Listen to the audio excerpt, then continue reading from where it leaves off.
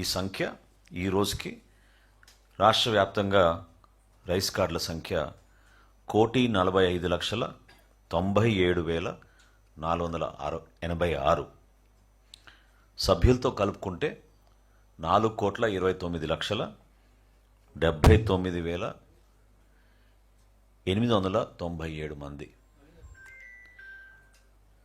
4,29,79,897 మందికి మనం ఈ ఆగస్టు 1వ తారీఖు నుంచి రేషన్ సర్వీసెస్ అందించబోతున్నాం. ఇందాక నేను మీతో అన్నట్టు ఇందులో కేంద్ర ప్రభుత్వం అందించేది 2,68,23,200 మందికి అయితే రాష్ట్ర ప్రభుత్వం 1,61,00,000 మందికి 56,697 మందికి రాష్ట్ర ప్రభుత్వం అందించబోతోంది. ప్రస్తుతం ఉన్న పాత విధానాన్ని మార్చే విధంగా డిజిటైజ్ చేసి ఈ స్మార్ట్ రైస్ కార్డ్స్కి మేము చాలా కసరత్తు చేశాం. ఎందుకంటే జవాబుదారితనం పెంచడమే కాకుండా ప్రభుత్వంలో చేసే కార్యక్రమంలో చాలా స్పష్టంగా సెక్యూరిటీ ఫీచర్స్ ఏర్పాటు చేయాలి. ఎక్కడ కూడా పిల్ఫరేజెస్ లీకేజెస్ లేకుండా ఒక రేషనల్ విధానంలో ముందుకెళ్ళాలనే ఆలోచనతో మా అధికార యంత్రాంగం అందరూ కూడా కష్టపడి ఒక అద్భుతమైన కార్యక్రమాన్ని ముందు తీసుకొచ్చాం.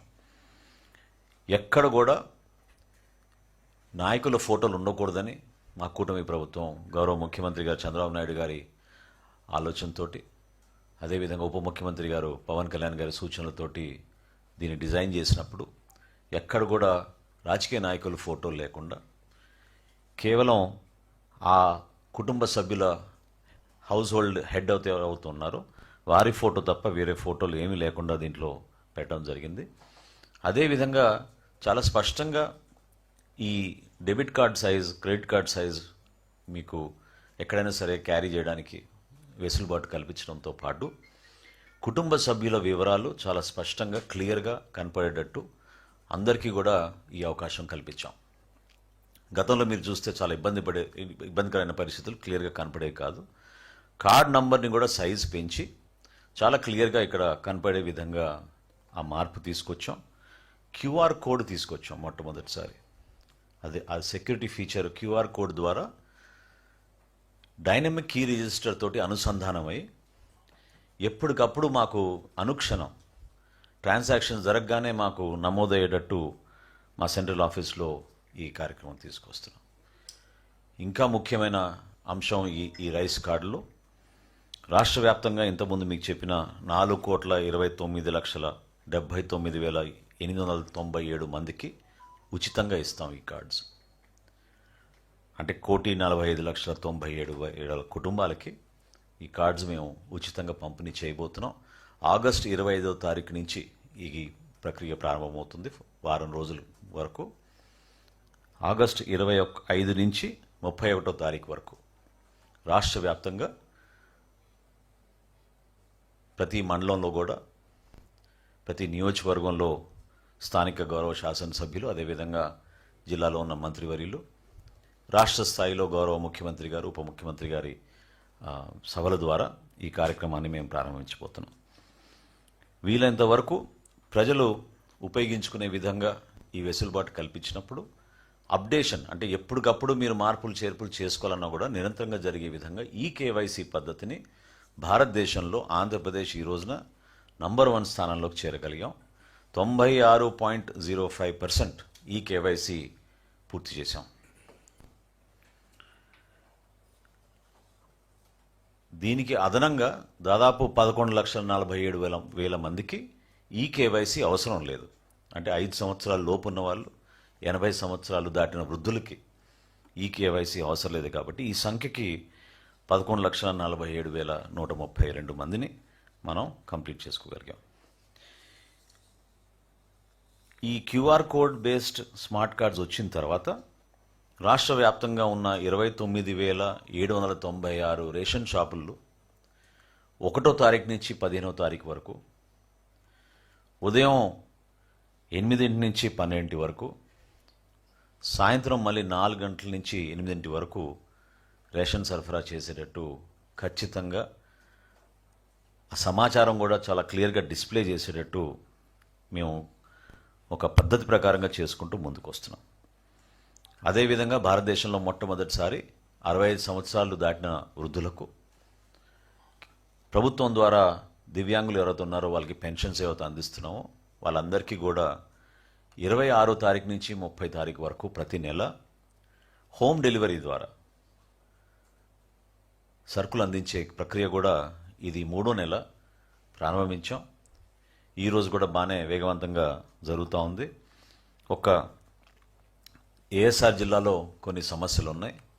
వాటి గురించి ప్రత్యేకంగా కమిషనర్ గారు నేను ఈ వచ్చే వారం మేమే ఫిజికల్గా పర్యటించి ఆ సమస్యల పరిష్కారం కోసం ప్రభుత్వం నుంచి తీసుకోవాల్సిన చర్యల గురించి తప్పకుండా మేము తీసుకునే మార్పు తీసుకొస్తాం.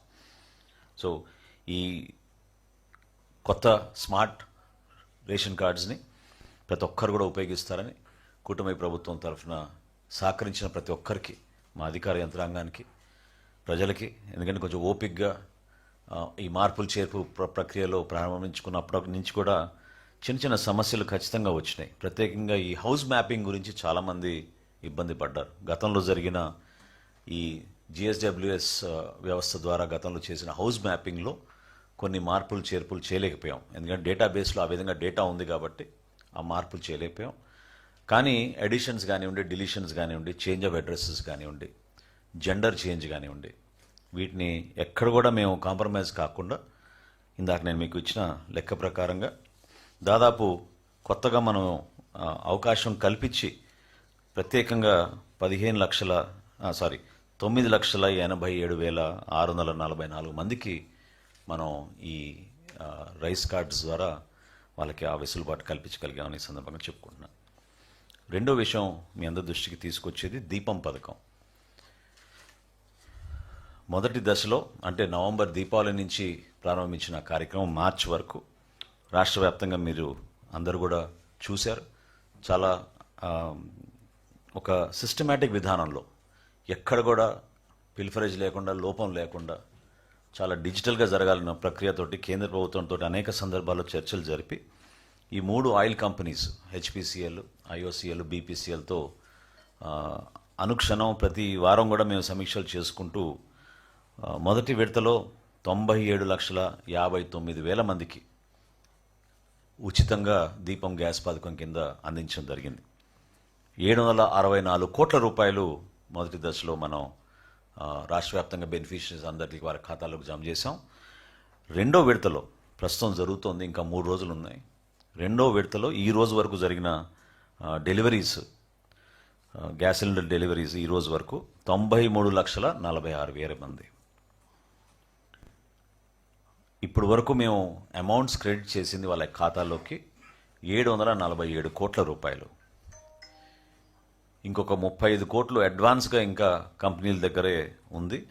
సో మీ అందరి ద్వారా నేను రిక్వెస్ట్ చేసేది ఏంటంటే రాష్ట్ర వ్యాప్తంగా ఎవరైతే లబ్ధిదారులు ఉన్నారో దీపం 2 పథకం ద్వారా దయచేసి దాన్ని వినియోగించుకోమని, ఈ 3 రోజులు మీరు రెండో విడతలో కూడా ఆ సిలిండర్స్ తీసుకునే అవకాశం ఉంది కాబట్టి ఎవరైతే తీసుకోలేదో దయచేసి మీరు అందరూ కూడా దీపం 2 పథకం కింద ఇమీడియట్గా బుకింగ్ చేసుకునే డెలివరీ ప్రక్రియ 31వ తారీఖు లోపు చేసే విధంగా మీరు ఈ కార్యక్రమాన్ని ముందు తీసుకెళ్తారని మనస్ఫూర్తిగా కోరుకుంటూ, ఇందులో ఇంకొక కొత్త సంస్కరణ మేము తీసుకొచ్చాం మొట్టమొదటిసారి. అదేంటంటే గౌరవ ముఖ్యమంత్రి గారి ఆలోచనల మేరకు డైరెక్ట్గా వాళ్ళ ఖాతాల్లోకి మనం డబ్బులు జమ చేసే విధంగా ఒక ప్రక్రియ ప్రారంభించమని చెప్పారు.